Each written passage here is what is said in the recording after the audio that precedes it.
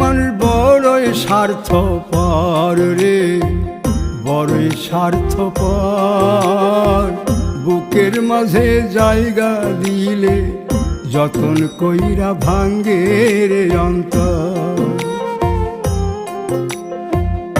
অচিনা এক জংলা পাখি যতন কইরা বুকে রাখছি, বুকের পাজর ভাঙ্গা সে যে সাজায় অন্যের ঘর রে, সাজায় অন্যের ঘর। মানুষ বড়ই স্বার্থপর রে, বড়ই স্বার্থপর।